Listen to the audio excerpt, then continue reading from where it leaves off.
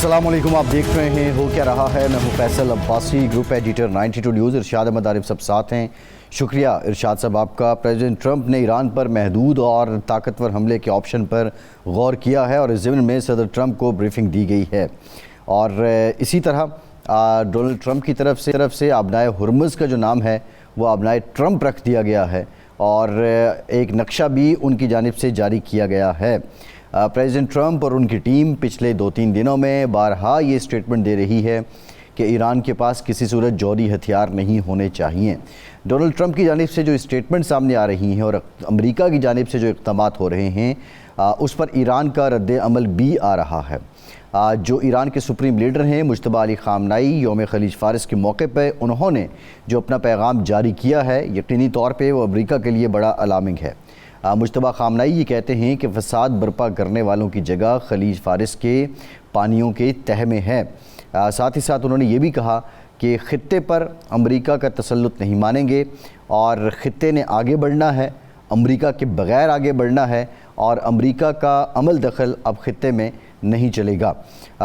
ये जो इस वक्त तनाज़ा है बज़ाहिर एक डेडलॉक की सी कैफियत है, जंगबंदी भी अपनी जगह मौजूद है, लेकिन जो अमेरिका की तरफ से गौर किया जा रहा है कि महदूद और ताकतवर हमले का क्या ये अमेरिका के पास आखिरी हथियार है, क्या अमेरिका इसके ज़रिए फेस सेविंग हासिल कर लेगा, ये एक बहुत बड़ा क्वेश्चन है। दूसरी जानिब ईरान की चैलेंजेस क्या हैं। आबनाए हुर्मुज़ की बंदिश वाक़तन ईरान के लिए क्या मुआशी और इक़्तिसादी चैलेंजेस पैदा कर रही है, ये भी सूरत हाल ईरान के लिए गंभीर है। बहरहाल इसमें अब जो दुनिया पे असरात हो रहे हैं, आबनाए हुर्मुज़ की बंदिश की जो कीमत दुनिया चुका रही है वो खासी अलार्मिंग है। आलमी मंडी में जो तेल की कीमतें हैं पिछले 4 साल की निस्बत वो सबसे ज़्यादा इजाफ़ा उनमें आज रिकॉर्ड किया गया, फिर बतदरीज वो कम होना भी शुरू हो गई हैं। लेकिन पाकिस्तान पे अब इसके क्या असरात हैं, क्या असरात हो रहे हैं, ये बहुत इम्पॉर्टेंट है। वज़ारत ख़ज़ाना ने आउटलुक रिपोर्ट जारी की है, उसके मुताबिक तो वो कहते हैं कि सब अच्छा है, लेकिन अवाम पे इस अच्छे का असर कितना है, आज के प्रोग्राम में इस पर डिटेल गुफ्तगू करेंगे। हमें प्रोग्राम में ज्वाइन कर रहे हैं पाकिस्तान साबिक़ वज़ीर ख़ारिजा और नामवर सफ़ारतकार खुर्शीद कसूरी साहब। कसूरी साहब बहुत शुक्रिया आपका, आपसे गुफ्तगू करेंगे।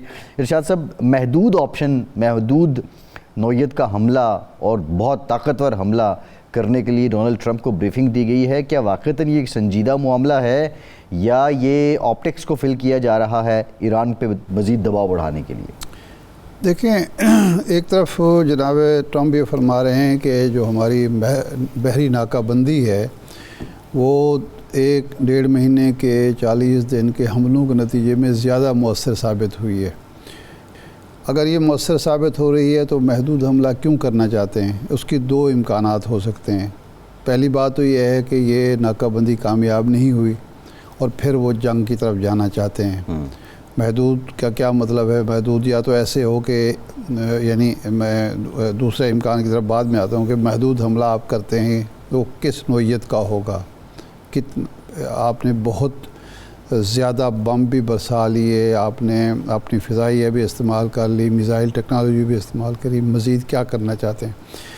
दूसरा इम्कान ये है कि आप इस जंग को ख़त्म करना चाहते हैं और जिस तरह पिछले साल आपने एक दिन बम बरसा के कहा था कि हमने इनका एटमी प्रोग्राम ख़त्म कर दिया है, तो इसराइल को मैं कह रहा हूँ कि अब जंग बंदी कर दो। अगर तो ये जंग बंदी के लिए महदूद हमला है तो ये ऑप्टिक्स जो भी हों, लेकिन दुनिया ज़ाहिर बात है और ख़ास तौर पर ईरानी नहीं चाहेंगे या मानेंगे कि जनाब ये हम पे कोई हमने सरेंडर कर दिया है या हमें हरा दिया है इन्होंने।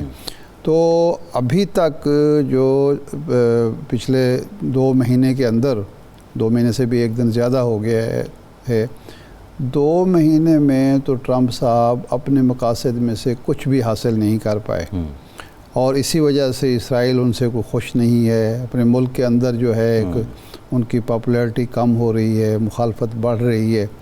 तो देखना यह है कि अगर तो वो जंग से निकलते हैं तो दुनिया तो बहरहाल इस पे सुख का सांस लेगी जी, और ईरानी भी इसको समझेंगे कि ठीक है जी, हमला हो गया, जैसा भी हो, जिस तरह भी हो। अगर जंग ये जारी रखनी है तो फिर महदूद हमला जो होगा वो एक बड़ी जंग में तब्दील होगा।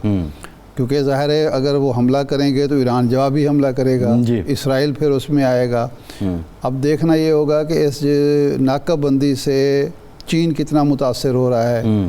روس کی جو پیوٹن کی ملاقات ہوئی اراکچی صاحب سے، اور اس کے بعد وہ فون کرتے ہیں ٹرمپ کو، اس میں کیا گفتگو ہوئی، کیا وہ جنگ بندی کے لیے کہا گیا یا ٹرمپ کو یہ کہا گیا کہ جناب اس سے آگے آپ بڑھے، جنگ بندی آپ نے ختم کی تو پھر ہمارے لیے بھی مجبوری ہوگی، کیونکہ وہ اسٹریٹجک پارٹنر ہے ہمارا ایران، تو ہم بھی قدم آگے بڑھا سکتے ہیں۔ تو اگر تو کسی بڑی جنگ کو روکنا ہے، اور جس طرح وہ آئے تھے ٹرمپ صاحب ایک مرد امن کے طور پر، تو پھر تو محدود حملہ بھی شاید برداشت کر لیا جائے، لیکن اگر یہ جنگ پھیلتی ہے تو پھر میرا خیال ہے دنیا تو خیر معاشی بحران میں مبتلا ہے، وہ اس کو برداشت کرنا مشکل ہوگا، لیکن خود امریکیوں کے لیے بھی شاید یہ کوئی فائدہ مند نہ ہو۔ قصوری صاحب سے ارشاد صاحب جان لیتے ہیں۔ قصوری صاحب، بحری ناکہ بندی سے کیا امریکہ نے اپنے اہداف حاصل نہیں کیے، اور اب محدود حملے کے ذریعے کیا واقعتاً ایران گھٹنے ٹیک لے گا؟ دیکھیے بات یہ ہے، پہلے تو میں وہاں سے شروع کروں گا جو پریزیڈنٹ ٹرمپ نے کہا ہے کہ ان کو ہم بم نہیں بنانے دیں گے۔ وہ کیا درستگی شعر کی آپ کر دیجئے گا ارشاد عارف صاحب، وہ بات ان کو بہت ناگوار گزری ہے جس بات کا فسانے میں کوئی ذکر نہ تھا۔ ابھی وہ کہہ ہی نہیں رہے کہ ہم نے بم بنانا ہے، اب کہہ رہے ہیں وہ تو کہہ کہ تھک چکے ہیں، وہ تو انٹرنیشنل اٹامک انرجی ایجنسی کی انسپیکشن کرواتے رہے ہیں، اور انہوں نے تو پریزیڈنٹ اوباما کے ساتھ JCPOA میں دستخط کر دیے تھے کہ ایران نیوکلیر بامز نہیں بنائے گا، اور وہ انسپیکشن ہوگی کہ صرف ایران کے الفاظ کا تو نہیں میں بات کر رہا۔ اور پھر ابھی جو عمان میں ان کے وزیر خارجہ نے جو میڈیٹر کے طور پہ رول ادا کیا ہے، جنیوا میں بھی ٹاکس رہی ہیں، انہوں نے کلیئرلی کہا ہے کہ بھئی ایران نے تو یہاں تک کہا تھا کہ جو افسودہ یورینیم ہوگا وہ تھرڈ پارٹی کو ہینڈ اوور کر دے گا اگر مثلا امریکہ کو یہ ڈر ہے کہ وہ یوز ہوگا فار میکنگ نیوکلیر ویپنز۔ تو یہ جو گھڑی گھڑی وہ کہہ جاتے ہیں، میرا یہ خیال ہے کہ وہ کسی سٹیج پہ یہ کہیں گے، خدا کرے اس میں بہتری ہے کہ میں نے اپنی بات منوا لی ہے، وہ نہیں بنائے گا اور فلاں یہ وہ، اب وہ کیا چیز ہوگی، وہ وہی ہوگی جو JCPOA سے کسی لحاظ سے بہتر ہو۔ میرے خیال سے جو پریزیڈنٹ کیونکہ ان کو جو چیز کھائی جا رہی ہے کہ اوباما نے جو کیا انہوں نے تو اس کو آگے ختم کر دیا۔ یہ کہتے ہیں کہ جتنے امریکہ کے صدر ان سے پہلے آئے نالائق ہیں، کمزور ہیں، اور میں نے وہ کچھ کر دیا جو وہ نہیں کر چکے تھے۔ تو وہ اب یہ کریں گے کہ JCPOA کے اگریمنٹ سے اگر لیٹ سے اس میں یہ تو نہیں تھا کہ موریٹوریم ہے، سپوزنگ وہ انہوں نے جو خبریں نکلی تھیں، میرا نہیں خیال ہے کہ وداؤٹ فاؤنڈیشن نکلی ہوں گی، کہ 20 سال کا موریٹوریم وہ مانگ رہے تھے، یہ 5 سال کا تیار تھے، اس پہ کوئی رستہ نکل سکتا ہے، اور پھر پریزیڈنٹ ٹرمپ ڈکلیئر کر سکتے ہیں کہ جی ہماری تو وکٹری ہو گئی۔ میرا کہنا سمپلی یہ ہے کہ جو چیز مجھے نظر نہیں آ رہی وہ یہ ہے کہ میں پریشر اپنے ذہن پہ ڈالوں، ان کو فائدہ ہے کیا حملہ کرنے کا؟ زیرو۔ اس کی وجہ ہے جو یہ کریں گے اس کا جواب آئے گا۔ جواب کہاں آئے گا؟ بد نصیبی سے وہاں آئے گا جہاں ہمارے بھی ورکرز کام کر رہے ہیں، گلف کوآپریشن کاؤنسل کی کنٹریز ہیں جہاں ان کے امریکہ کے اڈے ہیں۔ کیا پریزیڈنٹ ٹرمپ یہ چاہتے ہیں کہ وہ ملک غرق ہو جائیں، کہ ایران کو غرق کرے اور وہ واشنگٹن پہ تو نہیں حملہ کر سکتا، ہاں ان کے جہازوں پہ ٹرائی کرے گا، اسرائیل پہ کرے گا، اور سامنے ان کے گلف کوآپریشن کاؤنسل کے ہیں جنہوں نے ماضی میں بھی ان پہ حملے ہوئے ہیں، اور ابھی جو عرب لیگ کا ایک سیشن ہوا ہے اس میں بڑی سخت اس پہ کنڈمنیشن ہوئی ہے کہ جو ایران نے ان پہ حملے کیے ہیں۔ تو میں سمجھتا ہوں کہ وہ ملک جو ہیں پرائیویٹلی وہ پریزیڈنٹ ٹرمپ کو کہہ رہے ہوں گے وہ جان چھوڑو یار، بہت کچھ ہو گیا، ہم تو نہیں یہ برداشت کر سکتے۔ تو اس کے اندر جو انہوں نے کیا حاصل، میں بڑا سوچتا رہا ہوں، ہاں انہوں نے 3700 کچھ آج فگرز آئی ہیں ایران کی گورنمنٹ کی طرف سے، شاید 2700 یا آئی تھنک 3000 کو ایکسیڈ کر گیا، 3700 شہادتیں ہوئی ہیں، اور اس میں انہوں نے کہا کہ ہسپتال بھی گئے اور ان کا قومی ورثہ، ہسٹوریکل ورثہ، اس میں وہ بھی ان کو تباہ کر دیا گیا ہے بہت سا۔ اور ان کے اسکول تباہ کیے گئے, ہاسپٹلس تباہ کیے گئے. اب اس سے زیادہ کیا کر سکتے ہیں؟ یہی کہیں گے نا کہ میں تمہاری بجلی بند کر دوں گا, بریجز بند کر دوں گا. تو وہ کو ہاتھ میں ہاتھ رکھ کے بیٹھا ہے, اس نے کون سا کئی ہزار میل جانا ہے, وہ تو کراس دا اسٹریٹ جائے گا. چھوٹی رینج کے جو میزائلز ہیں وہاں پہنچ سکتے ہیں, وہاں تو وہ بھی پہنچ سکتی ہے. بڑا نقصان یہ جو ان کی ڈرونز ہیں, مجھے نہیں نظر آ رہا. نمبر 2, اچھا وہ کریں گے تو کیا امریکہ کی پبلک پہ کیا اثر ہوگا؟ کیونکہ 2 چیزیں ہیں اس چیز کو جج کرنے کے لیے کہ جو کیپیسٹی ٹو بیئر پین یا مشکلات کا جھیلنا, ان کا سامنا کرنا, کس میں زیادہ کیپیسٹی ہے؟ ایران کی حکومت اور ایران کی پبلک, اور امریکہ کی حکومت اور امریکہ کی پبلک. جہاں تک امریکہ کی حکومت ہے اس کے بارے میں تو وہی کہوں گا جو طالبان کہا کرتے تھے جب امریکن وہاں تھے کہ we have the time, you have the watches. ہمارے پاس وقت, ہم بیٹھے ہوئے ہیں, تمہارے پاس گھڑی ہے, تم گھڑی دیکھے جا رہے ہو, فلانے سے اجازت چاہیے, فلانا کانگریس ہے, اتنے پیسے خرچ ہو گئے ہیں. تو پوائنٹ یہ ہے کہ اگر فرض کریں, میں تو خدا نہ کرے کہ مہینہ 1.5 یہ چل گیا, وہ تو جو دنیا کا حال ہوگا, اول تو میرا خیال ہے کہ دنیا اس سے پہلے پریشر ڈالے گی پریزیڈنٹ ٹرمپ پہ, انکلوڈنگ کوریا, جاپان, یورپ کے ممالک, کہ بھائی تم جان چھوڑو ہماری. اب وہ کیا شکل لے گی میں ابھی سب پریڈکٹ نہیں کر سکتا. وہ کافی سیریس صورت ہو سکتی ہے, یو این میں بات جا سکتی ہے, اور وہ کہیں گے نہیں ہم نہیں برداشت کریں گے ہمارے لیے جو یہ جو بلاکیڈ انہوں نے, کیونکہ ایران کا یہ کہنا ہے کہ ہم تو اٹھا دیں گے, ہم تو ہرموز کو کھول دیں گے اگر یہ بلاکیڈ ہٹا دیں. نمبر 2, امریکن پبلک اور ایرانی public. Iran had got used to, ان کی انڈیجنائزیشن ہوئی ہے, ان کی کیونکہ ان پہ سینکشنز لگی تھیں تو سیلف سفیشنسی آئی ہے. پراسپیرٹی چاہے اس لیول کی نہیں جو آپ کو بڑی بڑی گاڑیاں شائنی, لیکن ان میں پراسپیرٹی آئی ہے لوگ. لیکن جو امریکہ نے ان پہ امپوز کیا ہے, ایک خاص لیول کی سیلف سفیشنسی آ گئی ہے.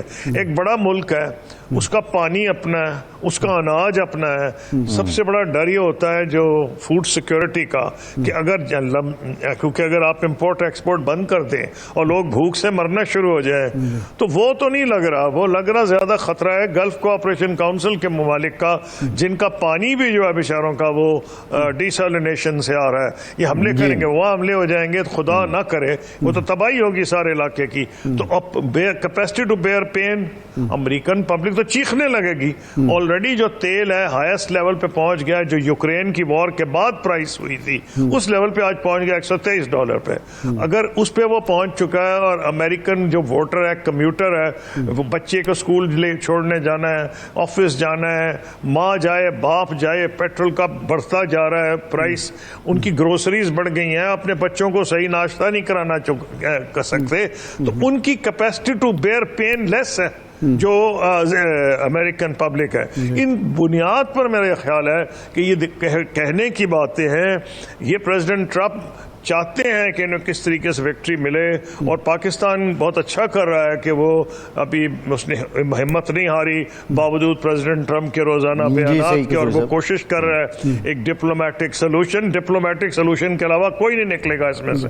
اچھا, ایرانیوں کو بھی بڑا نقصان ہے. میں یہ نہیں کہتا کہ ایرانی کو لوہے کے بنے, ان کو بھی بہت نقصان ہو رہا ہے. ٹھیک ہے, خورشید صاحب یہ بتائیں, وہ بھی چاہیں گے کہ کوئی سلوشن نکلے. جی, ایرانی تو کہتے ہیں کہ ہم تو تیار تھے, اس دن بھی جے ڈی وینس صاحب اچانک اٹھ کے چلے گئے, حالانکہ دوپہر کے 4 بجے پھر طے ایک مذاکرات کی نشست اور ہونی تھی.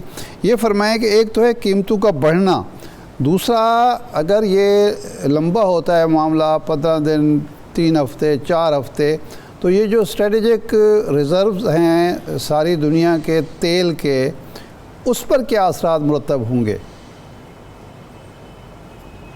دیکھیں, چین کے تو ہیں 6 مہینے کے. جی, جو بنگلہ دیش کا حال ہے وہ آپ کو نظر آ گیا ہے. جی, میں اپنے دوست سے بات کر رہا تھا کل ڈھاکے میں, اور وہ فاروق سبحان فارمر فارن سیکرٹری ہیں بنگلہ دیش کے, میرے آکسفورڈ کے دوست ہیں اس وقت سے. تو میں ان سے پوچھ رہا تھا, میں ایک تھنک ٹینک کو ہیڈ کر رہا ہوں کہ ہم ڈیلیگیشن لے کے جانا چاہتے ہیں. تو انہوں نے کہا ہاں ابھی تو ہمارے ہاں کیوز لگ گئی ہیں, اب تو پیٹرول کی ریشننگ ہو رہی ہے. تو مجھے پہلی دفعہ اندازہ ہوا کہ بنگلہ دیش جو کہ اتنی اس کے کافی خوشحالی آ چکی تھی ان پہ تو امیجیٹ امپیکٹ ہے. ہمارا یہ ہوا ہے کہ ہمیں ایک حد تک تو سولرائزیشن نے بچایا, نہیں تو ہمارا بھی برا حال ہو جاتا. نمبر 2 یہ ہے کہ ہمارے لیے کچھ نہ کچھ تیل آ رہا ہے. شروع میں ایرانیوں نے بھی اجازت دی تھی اور شاید امریکن بھی نظریں چھپا لیتے ہیں, مجھے نہیں پتا کیا ہو رہا ہے. ہمارے ہاں مسئلہ پرائس کا آ گیا ہے کہ پرائس تو ہمارے لیے نہیں نا سستی ہوگی, پرائس تو انٹرنیشنل پرائس ہوگی, وہ کمر توڑ رہی ہے لوگوں کی. لیکن یہاں شاید دوسرے ملکوں سے بہتر 2 وجہ سے ہو, ایک سولرائزیشن جو ہوئی ہے, اور نمبر 2 کہ ہماری سپلائیز اس لیول پہ نہیں رک رہی جس طرح دوسرے ملکوں کی رک گئی ہیں. دنیا میں کیا اثر ہوگا, دنیا میں اللہ معاف کرے وہاں تو قید پڑ جائے گا اگر فرٹیلائزرز انہوں نے نہ 2-3 مہینے اور بھیجی تو افریقہ کے کئی ملک تو آلریڈی اسٹارویشن کی لسٹ کے اوپر ہے. پھر یوکرین اور رشیا جو دنیا کے بیسٹ جن کی گرینریز ہے, جو سپلائی کرتے تھے گرین, ان میں جنگ ہے. ان کے اوپر بھی ان کی ایکسپورٹس جاری ہیں لیکن کم ہو گئی ہیں پہلے کے مقابلے میں. تو you will be facing a major crisis. کئی لوگوں کا تو یہ خیال ہے کہ جب بھی اب یہ کل بھی ختم ہو گئی تو کئی مہینے جاری رہے گی, اور ایک ہی امپریشن ہے کہ this could well lead to inflation throughout the world, اور اسی قسم کے کانسیکوینسز ہوں گے جو لیمن برادرز کے بعد ہوئے تھے, جو ہوئے تھے کرونا وائرس کے بعد. ساری دنیا کی معیشت بیمار ہو گئی تھی, انفلیشن ہو گئی تھی, کیونکہ پیسے لوگوں کو لوور انٹرسٹ ریٹس پہ دیے تھے بینکوں نے کہ بھی وہ اکانومی کو ریوائیو کریں. اس کی قیمت اب ادا کر رہے ہیں لوگ. کئی ملکوں میں ساری حکومتیں ہار رہی ہیں الیکشن میں, جو الیکشن ہوتا ہے ہار جاتی ہے سیٹنگ حکومت. تو یہ ساری چیزیں جو اگر آپ مد نظر رکھیں ہمارا بھی برا حال ہوگا. لیکن بہت سے ایسے ملک ہیں جو ہم سے زیادہ اکانومی میں گلوبلائزڈ میں انٹیگریٹڈ ہے, یعنی ہندوستان جو ہے وہ ہم سے زیادہ اس کی جو اکانومی انٹیگریٹڈ ہے انٹرنیشنل ٹریڈ میں, ایکسپورٹ امپورٹ میں, جو جتنے اس میں انوالوڈ ہیں اتنا ہی ان کو زیادہ نقصان ہوگا. نقصان تو ہم کو بھی ہوگا. صحیح, بالکل. خوشی صاحب یہ فرمائیں, بعض لوگوں کا پاکستان میں خیال یہ ہے کہ یہ جو مذاکرات کا آپشن تھا پاکستان نے دونوں کے سامنے رکھا تھا, اس میں جو تاخیر ہو رہی ہے اس میں ذمہ دار ہے ایران, کیونکہ اس کے اندر پاسداران انقلاب اور جو سیاسی لوگ ہیں ان کے درمیان شدید اختلاف ہے, وہ فیصلہ نہیں کر پا رہے. یہی بات ٹرمپ بھی کہتے ہیں, ٹرمپ کے ساتھی بھی کہتے ہیں. تو آپ کی ریڈنگ کیا ہے, اتنے دن ہو گئے آپ دیکھ رہے ہیں, کیا واقعی ایران کی طرف سے تاخیر ہو رہی ہے یا ٹرمپ کا جو ضد اور ہر درمی ہے, رونت ہے, اس کی وجہ سے مذاکرات نہیں ہو پا رہے اگلا دور؟ دیکھیے میری ذاتی رائے یہ ہے, کیونکہ میں نے ڈپلومیسی میں خود ڈائریکٹ انٹرسٹ لیا ہے, ہندوستان سے اتنی جنگیں ہوئیں, کشمیر کا بھی مسئلہ ہم نے بات کی تھی, 3 سال کسی کو پتہ نہیں چلا ہم کیا کر رہے ہیں, اور کوئی ایسی بات نہیں میں کرتا تھا جس میں ایسے لگے کہ انڈیا کی ڈیفیٹ ہے ہماری وکٹری, اور وہ نہیں کرتے تھے جس میں لگے کہ ان کی وکٹری ہماری ڈیفیٹ ہے. یہاں تو پریزیڈنٹ ٹرمپ روز کہہ رہے ہیں ہم نے ختم کر دیا, نیوی تباہ ہوگی, ایئر فورس تباہ ہوگی, فلاں ہو گیا, ان کو غرق ہو گئے ہیں. اب جب آپ ان کو اتنا کریں گے تو نیچرلی ان میں ڈویژنز آئیں گی. ایک طبقہ ایسا ان میں ہوگا کہ جی یہ کون ہے جو روز ہمیں کہتا ہے کہ جی ہم نے یہ کر دیا اور وہ کر دیا. تو پریزیڈنٹ ٹرمپ خود رسپانسبل ہیں, کرتے تو اس لیے ہیں کہ ان کی اپنی واہ واہ ہو جائے, ان کا جو اپنا بیس ہے, ان کا بیس جو ہے ماگا کا, وہ شاید ایسی چیزیں سننا چاہتا ہے. لگ تو مجھے ایسے ہی رہا ہے, نہیں تو وہ کیوں ایسے باتیں ریپیٹڈلی کیے جاتے ہیں کہ جو ان کے خیال میں یہ ہوتا ہے کہ ان کی پاپولیرٹی اپنے بیس میں بڑھے گی. حالانکہ جو ریٹنگز آ رہی ہیں اس میں ایسے نظر نہیں آ رہا. اس میں تو یہ نظر آ رہا ہے کہ امریکن پبلک اسرائیل کے خلاف ہو گئی ہے, اور یہ بھی نظر آ رہا ہے کہ امریکہ کے یہودی جو ہیں وہ بھی اسرائیل سے تنگ آ گئے ہیں, اور جو بڑے بڑے یہودی ہیں وہ تو کہہ رہے ہیں کہ یہ وار کرائمز کمٹ کر رہا ہے, انکلوڈنگ سینیٹر برنی سینڈرز. تو بہت سے لوگ اور جو لکھنے والے, تو میرا اپنا یہ خیال ہے کہ جتنی یہ جنگ لمبی ہوگی اتنی مصیبت ہوگی. اور یہ کہنا کہ کیا پاسداران رسپانسبل ہیں, پہلی چیز اس میں یہ ہے کہ آپ نے خود لیڈرشپ وائپ آؤٹ کر دی ہے. لیٹ سے کہ آپ کی بات میں وزن ہے for the sake of argument, تو اسی کو دیکھ لیتے ہیں. اور بھائی آپ ہی نے تو ساری لیڈرشپ, پھر آپ نے خود کہا ہم ان کو ختم کر دیا, بڑے اچھے لوگ مل جائیں گے بات کریں. پھر آپ نے کہا تو رہا ہی کوئی نہیں بات کرنے کو, ہم نے اتنے بندے مار دیے. اور بھائی مارے آپ نے ہیں. میں خود بتاتا ہوں کہ لاری جانی اور وہ جو ہے دوسرا بیچارے شہید ہو گئے ہیں, ان کی وائف پہلے وفات پا گئی تھی بامبنگ میں. پھر وہ خرازی صاحب بھی میرے ہم منصب تھے, فارن منسٹر تھے. ہم تو روز, وہ تو بڑے پریکٹیکل لوگ تھے, وہ تو ڈیل کرنا چاہتے تھے نیوکلیئر ایشو پہ. ان ساروں کو اسرائیل نے نشانے لگا لا کے مارا ہے کہ اس کو ڈر تھا کہ کہیں نیگوشیٹڈ سیٹلمنٹ نہ ہو. جو بندہ کو بات کر سکتا تھا, تو اگر یہ بات صحیح ہے تو اس میں بھی زیادہ ذمہ داری امریکہ کی ہے کہ آپ نے تمام لوگوں کو جو بات کر سکتے تھے ان کو آپ نے فارغ کیا. ٹھیک بات ہے, ہو سکتا ہے ڈویژن ہو.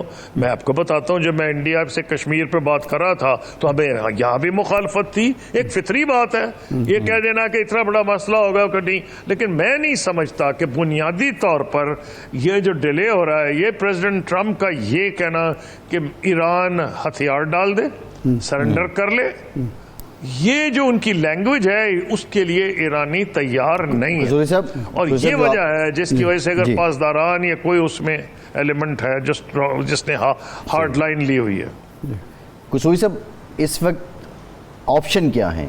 دیکھیں یہ تو سارے حالات آپ نے بھی بتا دیے, دونوں جانب کیا صورتحال ہے, لیکن ظاہر ہے دونوں جو ممالک ہیں امریکہ اور ایران, ان کا بھی ایک تھریش ہولڈ ہوگا اور وہ جواب بظاہر لگتا ہے کہ وہ جواب دے رہا ہے. آپشن کیا ہیں اور کتنے ٹائم میں یہ مسئلہ اگر حل ہو جاتا ہے تو دنیا معاشی تباہی سے بچ سکتی ہے؟ جی میں تو سمجھتا ہوں معاشی تباہی کے قریب پہنچی ہوئی ہے. 2-3 ہفتے اور ہوئے, لوگ تو مہینوں کی بات کرتے ہیں. آج میں کہیں پڑھ رہا تھا کہ لوگ آرگیو امریکہ میں کر رہے تھے کہ جی پریزیڈنٹ ٹرمپ کو کتنے مہینے دیے جا سکتے ہیں. میں تو حیران ہو گیا. ایک نے کہا 3 مہینے کا, 6 مہینوں, 3 ہفتے میں مصیبت آ جائے گی. 3 مہینے کی کیا بات ہو رہی ہے؟ تو دیکھیں اس میں مجھے جو نظر آ رہا ہے کہ دونوں کے لیے آپشن یہ ہے کہ ایران پریزیڈنٹ ٹرمپ کو وکٹری دے سکتا ہے یہ کہہ کے کہ جی ہم تو نیوکلیئر بم نہیں بنا رہے, اور کوئی جے سی پی او سے بہتر چیز, حالانکہ پہلے بھی انہوں نے آفر کی تھی, وہ پاکستان کے ذریعے ریلے کر دیں, اس کے اندر کو اس پہ ورق تھوڑے سے اور لگا دیں. اس کا مطلب یہ ہوگا کہ جی وہی چیز ہے لیکن جو اوباما سے بہتر ہے.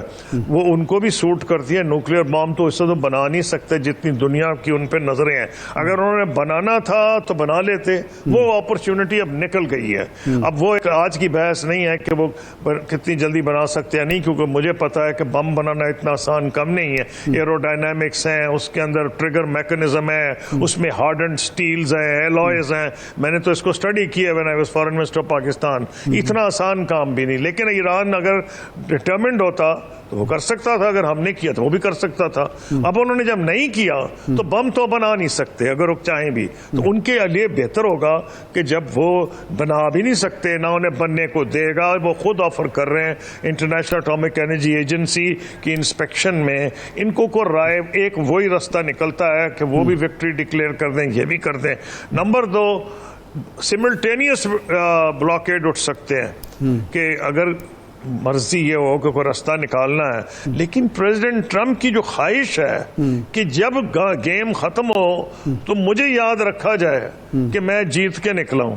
اب یہ تو بڑا مشکل ہے کہ ان کی جو ہوتی ہے ایک ون ون, اصلی جیت ہوتی ہے ون ون ڈپلومسی میں, کبھی ہوتی ہی نہیں. وہ وکٹری ہے ہی کوئی نہیں جس میں ون سائڈ ہے, وہ پھر ڈپلومیٹک وکٹری کوئی نہیں ہے. اور وہ جو پریزیڈنٹ ٹرمپ الفاظ میں کہہ رہے ہیں اس کا مطلب تو یہ ہے کہ بھیجیں فوجی, گراؤنڈ پہ بھیجیں, 3-4 لاکھ فوج بھیج دیں. اگر وہ بھیج سکتے تو بھیج دیں, وہ نہیں بھیج سکتے تو کچھ بھی نہیں ہوگا. تو ان کو وہ بیسکلی پتا ہے. جو 4 جرنیل سیکوں ہیں, آپ کا کیا خیال ہے کیوں ہیں بھائی؟ وہ ڈس ایگری کر رہے تھے اس پالیسی کے ساتھ. they were saying کہ غلط پالیسی ہے, ہم مارے جائیں گے جو تم پالیسی اپنا رہے ہو. ان کو سیک کر دیا. 4 کبھی ہوا ہے کہ وار کے دوران آپ کا جو آرمی چیف ہے آپ نے اس کو سیک کر دیا؟ کیوں؟ کہ وہ اتنی اسٹوپڈ یہ قسم کی وہ پوچھتے تھے اینڈ گیم کیا, کوئی اینڈ گیم پتہ ہی کوئی نہیں, لیکن پریزیڈنٹ ٹرمپ نے کہا کہ میں تو انسٹنکٹ پہ جاؤں گا. اس لیے میں سمجھ رہا ہوں کہ رستہ تو ہے, لیکن جس لیول پہ پریزیڈنٹ ٹرمپ دوسرے کو گھٹنے ٹکوانا چاہتے ہیں, شاید ان کو پریشر امریکہ کا پبلک اوپینین ہی کرے گا, باقی بڑا مشکل ہے. اچھا یہ فرمائیں کہ اگر یہ تنازع اگلے 15 دن جاری رہتا ہے تو صدر ٹرمپ چین جا پائیں گے یا دورہ پھر ایک دفعہ ملتوی ہوگا, اور کیا چینی قیادت ملتوی کرے گی یا ختم کرے گی کہ بس ٹھیک ہے آپ نے 2 دفعہ نہیں آیا تو اب ضرورت نہیں آنے کی؟ دیکھیں بات یہ, چینی بڑے ٹھنڈے مزاج کے لوگ ہیں. لوگ کہتے تھے وہ جی موقع اٹھا کے وہ تائیوان پہ قبضہ کر لیں گے, وہ ٹھنڈا مزاج ہے, وہ ان کو اتنا گندا کر رہے ہیں. جب یہ غلطیاں کیے جا رہے ہیں وہ ان کو غلطیاں کرنے دیں گے. اب اس میں یہ ہے کہ ایران کا, جیسے میں نے آپ کو پہلے بتایا کہ چائنا کی تو ہر طرف لنکیجز ہیں, ایران کے ساتھ بھی ہیں, یو اے کے ساتھ بھی ہیں, جی اسرائیل کے ساتھ بھی ہیں. ٹھیک, آج ہی میں جیروسلم پوسٹ میں پڑھ رہا تھا کہ اس میں بڑی بحث اسرائیل میں چل رہی ہے کہ بھئی اسرائیل چین کے ہم سے اتنے اچھے تعلقات ہیں, ایسے میجر پار اس کے اب ہمارے چین سے بھی اچھے ہیں, امریکہ سے بھی اچھے ہیں, ایران سے بھی اچھے ہیں, سعودی عرب سے بھی اچھے ہیں. تو اب یہ جو سچویشن ہے وہ اس کے اندر کیا کرے گا چائنا ڈیفینیٹلی ان کو ایسی جگہ پہ نقصان پہنچائے گا.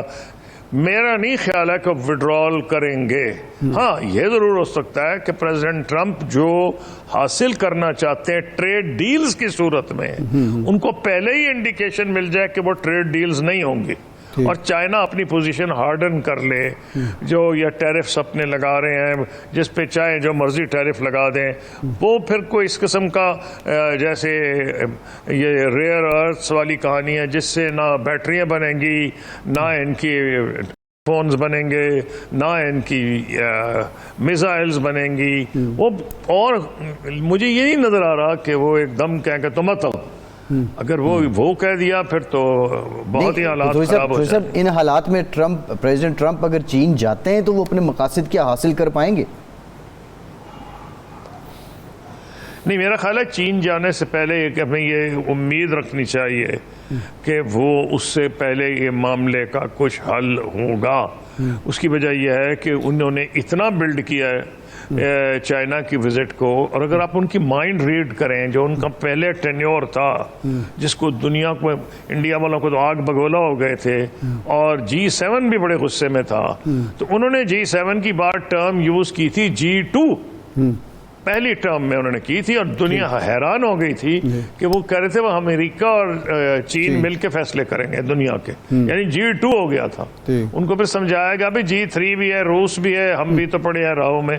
لیکن جب جو بندہ یہ سوچ رہا ہو کہ دنیا کے فیصلے چین اور ہم مل کے کر لیں گے, تو اس کا مطلب ہے کہ ان کے ذہن میں چین کے بارے میں جو خاکے ہیں وہ اس کو اہمیت دیتے ہیں, اور شاید اسی لیے مجھے امید ہے کہ چائنا وزٹ سے پہلے شاید کوئی اس میں نرمی آئے, بریک تھرو آئے, کیونکہ اگر وہ ان حالات میں وہاں جاتے ہیں تو چائنا وڈرا تو شاید نہ کرے اپلیکیشن, جو وڈرا انویٹیشن ہے جو بھی ہے, لیکن اس میں یہ ہوگا کہ اچیو کچھ بھی نہیں ہوگا, اور پریزیڈنٹ ٹرمپ کی جو واٹ ایور ہز ایمبیشنز کہ جی میں چین کے ساتھ کیا کرنا چاہ رہا ہوں, سانجے ہم ان چیزوں میں اکٹھا کام کریں گے, اس میں مقابلہ کریں گے, جو بھی انہوں نے بات کرنی ہے پریزیڈنٹ نے جا کے, وہ ہو سکتا ہے روس کے بارے میں بات کرنا چاہتے ہیں ان کے ساتھ, ہو سکتا ہے وہ G3 بنانا چاہیں ان کے ساتھ مل کے.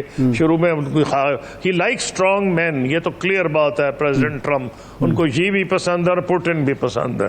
تو یہ مجھے لگ رہا ہے کہ کچھ نہ کچھ چانسز ہیں چین کی وزٹ سے پہلے کہ کوئی یہاں ہو جائے, کیونکہ انہوں نے چائنا کا تیل خود روکا ہوا ہے. اور یہ ٹھیک ہے کہ چائنا کے 6 مہینے کے ریزروز ہیں, لیکن 6 مہینے کے چاہے ریزروز ہوں, لیکن وہ یہ تو نہیں چاہیں گے کہ ان کو جو سستا تیل مل رہا تھا وہ بند ہو جائے. تو ڈیفینیٹلی چائنا کی ریزسٹنس ہوگی, اس کس لیول کی ہوگی وہ ذرا سوفسٹیکیٹڈ لیول پہ جواب آئے گا. جی ٹھیک, بہت شکریہ خورشید قصوری صاحب آپ کے وقت کا. ایک بریک کے بعد واپس آتے ہیں, ہمارے ساتھ رہیے.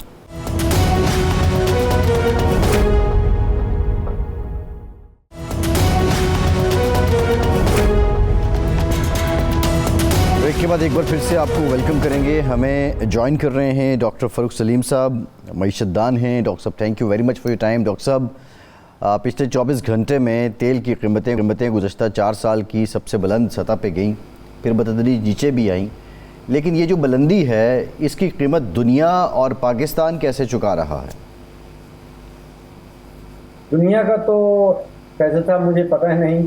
ہمارا جو خطہ ہے اس میں اگر آپ غور کریں, ہمارے جو ہمسایہ ممالک ہیں, چاہے وہ بھارت ہو یا بنگلہ دیش ہو, میں دیکھ رہا تھا کہ بھارت میں فروری کی پہلی تاریخ, ابھی جنگ شروع نہیں ہوئی, جنگ آپ کو یاد ہے کہ 28 تاریخ کو شروع ہوئی, پہلی فروری کو دلی کے اندر جو پیٹرول کی قیمت تھی وہ 94.72 تھی. آپ 95 روپے سمجھ لیجیے, اور آج بھی وہی ہے. اچھا. دیش میں پہلی فروری کو جو پیٹرول کی قیمت تھی وہ بنگلہ دیش ٹکے میں 130 ٹکا تھی, اور آج بھی وہی ہے. پاکستان میں فروری پہلی کو 200 اور شاید 60 روپے کے قریب قیمت تھی جی, اور آج وہ جا رہی ہے تقریباً 400 کے قریب یا 393 کے قریب. تو پاکستان میں جو پیٹرول کی قیمت ہے وہ تقریباً 53% بڑھی ہے. بھارت میں نہیں بڑھی, بنگلہ دیش میں نہیں بڑھی. تو میں سوچ میں پڑ گیا تھا کہ ایسی کون سی جادو کی چھڑی ہے بھارت کی حکومت کے پاس یا بنگلہ دیش کی حکومت کے پاس. وہ بھی تیل امپورٹ کرتے ہیں, پاکستان بھی تیل امپورٹ کرتا ہے, ان کے پاس بھی اپنا کوئی خاص تیل نہیں ہے, ہمارے پاس بھی نہیں ہے. عالمی منڈی جو ہے وہ ہم نے دیکھا کہ فروری پہلی کو تقریباً $60-65 تھی, آج آپ بتا رہے ہیں کہ وہ $115-130 پہ جا رہی ہے. تو بھارت میں تو بھٹی صاحب قیمتیں نہیں بڑھی ہیں, بنگلہ دیش میں نہیں بڑھی ہیں. پاکستان میں تقریباً 53% جو ہے وہ پیٹرول بڑھ گیا, اور لگ بھگ کوئی 45-50% جو ہے وہ ڈیزل بڑھ گیا. نہیں تو بھارت نے اور بنگلہ دیش میں راشن بندی ہوئی, لوگوں کو دقت ہوئی. پاکستان میں یہ کہا جاتا ہے, بلکہ یہ کریڈٹ لیا جاتا ہے کہ یہاں لوگوں کو دقت نہیں ہوئی, لوگوں کو پیٹرول مل رہا ہے, ڈیزل مل رہا ہے. اب یہ پاکستانیوں کی چوائس ہے. ہم نے کہا آپ کم استعمال کریں, لیکن لوگ جو ہیں چھٹی دی تو وہ سیر کو نکل گئے. تو یہ راشن بندی بھی تو پاکستان میں نہیں ہوئی, اور حکومت یہ کہتی ہے کہ اتنی بڑی سہولت ہم نے عوام کو دے دی ہے تو یہ کم ہے, اس کی قیمت پھر ادا کریں نا وہ. تو بس پھر شکر کریں کہ آپ پاکستان میں رہتے ہیں اور آپ کو تیل جو ہے وہ 393 روپے پہ مل رہا ہے, اور بھارت میں اور بنگلہ دیش میں پچھلے کوئی 2 مہینوں سے وہ 280 روپے پہ ہے. نہیں اچھا, یہ فرمائیں کہ یہ جادو کی چھڑی کیا ہے ان کے پاس؟ کیا ہماری حکومت جو ہے اپنے ریونیو ٹارگٹ پورے کرنے کے لیے تیل سے کما رہی ہے؟ جی, اب آپ نے سوال کیا ہے جو اصل سوال ہے کہ جادو کی چھڑی آخر کیا ہے ان کے پاس. دیکھیے, عالمی منڈیوں میں قیمتیں بڑھی, بھارت کے لیے بھی بڑھی, پاکستان کے لیے بھی بڑھی, بنگلہ دیش کے لیے بھی بڑھی. بھارت میں ان کی حکومت نے پالیسی یہ بنائی کہ یہ جو قیمتیں بڑھی ہیں ان کا بوجھ کسی نہ کسی نے تو برداشت کرنا ہے بھارت کے اندر. اب وہ چوائسز ان کے پاس تھیں کہ یا تو وہ بوجھ جو ہے وہ ریفائنریز کے اوپر ڈال دیں اور یا عوام کے اوپر ڈال دیں. بھارت میں ان کی حکومت نے یہ پالیسی بنائی کہ 3 بڑی جو ان کی ریفائنریز ہیں, انڈین آئل کارپوریشن ہے, بھارت پیٹرولیم ہے, اور ہندوستان پیٹرولیم. انہوں نے کہا کہ عوام کے اوپر ہم یہ بوجھ نہیں ڈال رہے, ہم یہ بوجھ جو ہے یہ ریفائنریز کے اوپر ڈالیں گے. اور اس کے نتیجے میں وہ فروری پہلی کو 95 روپے فی لیٹر انڈین روپیز کی میں بات کر رہا ہوں, اور آج بھی وہی ہے. بنگلہ دیش کی حکومت نے کہا کہ بوجھ جو ہے وہ عوام کے اوپر نہیں ڈالنا, وہ بنگلہ دیش پیٹرولیم کے اوپر ڈالنا ہے. وہاں پہ بنگلہ دیشی ٹکا 130 روپے فی لیٹر تھا پہلی فروری کو, آج بھی وہی ہے. ہماری حکومت نے پالیسی کچھ فرق کی. انہوں نے سوچا کہ جو عالمی منڈی کی قیمت ہے اس میں وہ بہت تیزی سے بڑھ رہی ہے, اس کے اندر سے ہم نے حکومتی خزانہ بھی بھرنا ہے, جس کا آپ ذکر کر رہے ہیں کہ شاید FDR کی جو شارٹیج ہے, پیٹرولیم لیوی بھی بڑھا دیا, اور सारा का सारा बोझ जो है वो आवाम के ऊपर मुंतकिल करना है। ये पॉलिसी का नतीजा है। पॉलिसी हुकूमत ने सोचनी है कि जो बोझ है, बोझ तो पड़ेगा। जब आलमी मंडी में $65 से $115-120 पे जाता है तो पाकिस्तान, श्रीलंका, बांग्लादेश, इंडिया, इनके बोझ तो आएगा। हुकूमत ने पॉलिसी बनानी है कि बोझ किसके ऊपर डालना।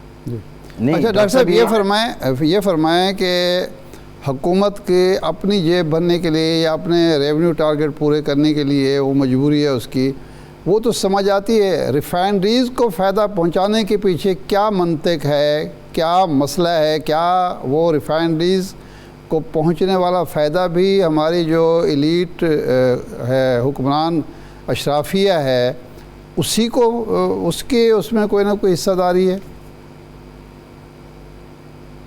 देखिए, मैं जो मुनाफे उन कंपनीज ने कमाए हैं वो आपके सामने रख सकता हूँ, जो पब्लिकली डिक्लेयर किए हैं। आपके सवाल का जवाब मेरे पास नहीं। मैं ये आपको बता सकता हूँ कि जो पाकिस्तान रिफाइनरी है उसने पिछले कोई 9 महीने का भी अपना प्रॉफिट डिक्लेयर किया है और वो 12 अरब रुपए का है। अच्छा। नेशनल रिफाइनरी ने 9 महीने का प्रॉफिट डिक्लेयर किया है और वो 9 अरब का है। और अटक रिफाइनरी ने भी प्रॉफिट डिक्लेयर किया है, वो 18 अरब का है। अच्छा। और एक और रिफाइनरी है सिनर्जी, उसने भी अपना प्रॉफिट डिक्लेयर किया है, वो 18 अरब रुपए का है। अच्छा, ठीक है। डॉक्टर साहब ये जो आप बात कर रहे हैं, हालांकि हुकूमत ये उनको मुनाफा सिर्फ रोक कर ही, यानी ज़्यादा मुनाफा रोक कर भी आवाम को रिलीफ दे सकती थी, जो उसने कोशिश नहीं की। देखिए, मैं तो आपके सामने भारत का मॉडल रख रहा हूँ और बांग्लादेश का मॉडल रख रहा हूँ। नहीं, सवाल ये है कि डॉक्टर साहब, हुकूमत के लिए भी आवाम पे बोझ डालना क्या ये आसान फ़ैसला था? इसलिए कर लिया क्योंकि इसका जो कज़िया है या बोझ है वो आखिर में हुकूमत ने ही उठाना है।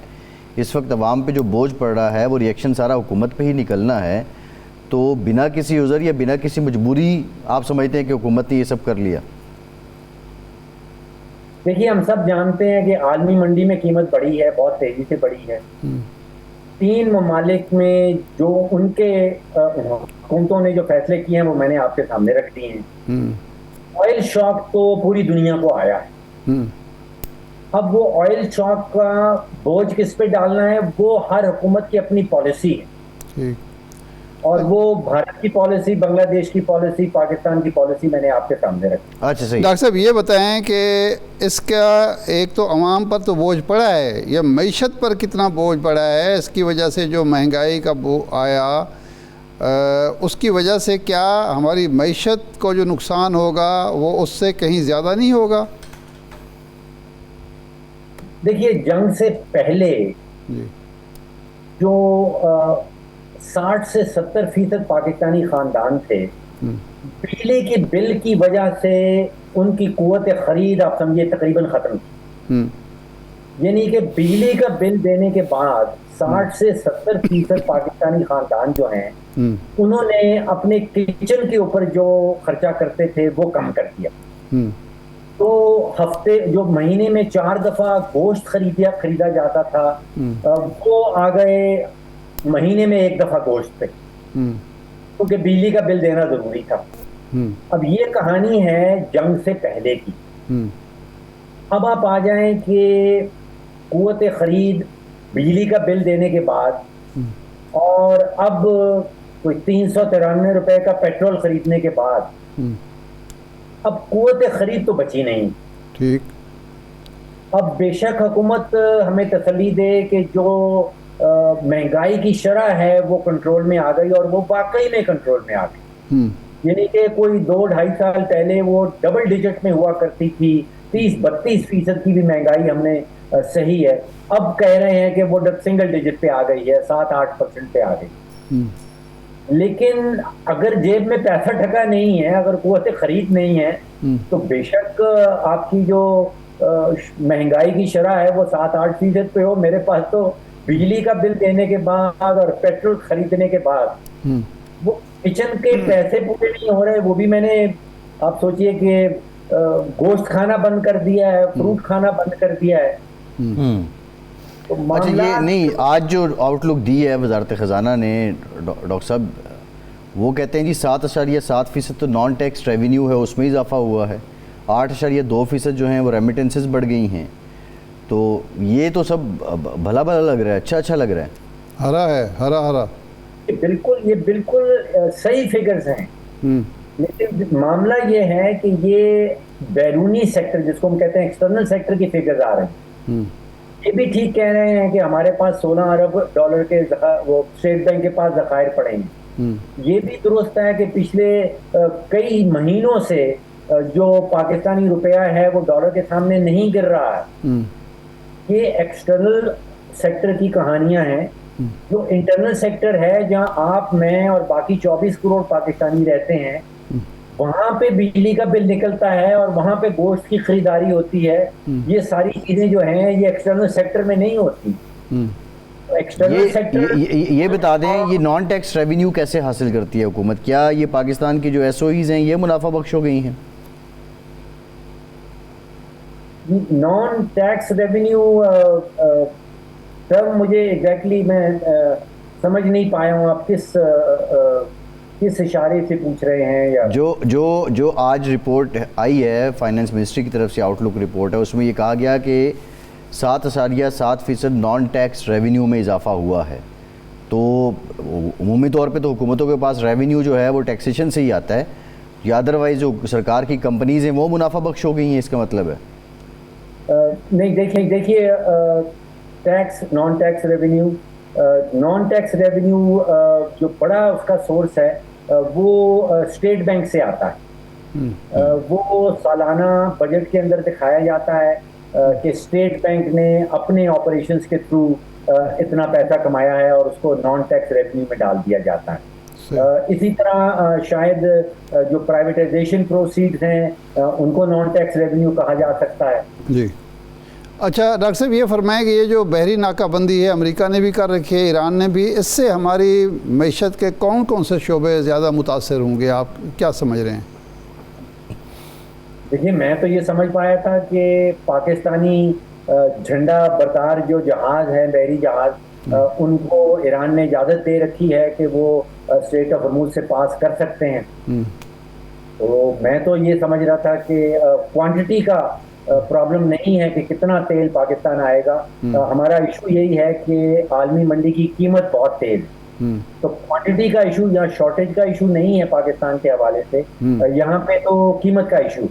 ٹھیک نہیں، لیکن یہ جو شارٹیج نہ بھی ہو، یہ قیمت کا جو ایشو ہے یہ بھی تو انڈسٹری کو ظاہر ہے، بجلی کے بل سے بڑھیں، بجلی کے جو ہے وہ آئی پی پیز کے بل بڑھیں گے، حکومت کے زر مبادلہ کے ذخائر پر اس کا اثر ہوگا، معیشت جو سست ہو گئی ہے اس کے اثرات ہوں گے. تو یہ کون سے شعبے زیادہ متاثر ہو سکتے ہیں؟ 100% درست کہہ رہے ہیں کہ جب بھی تیل کی قیمت بڑھتی ہے تو نہ صرف پاکستان میں بلکہ دنیا بھر کی جو اکانومیز ہیں وہ سلو ڈاؤن ہو جاتی ہیں اور ان کے اوپر پریشر پڑنے لگتا ہے. یہ آپ سوچئے کہ جب تیل کی قیمت بڑھتی ہے تو پھر شرح جو مہنگائی کی شرح ہے وہ بڑھنے لگتی ہے.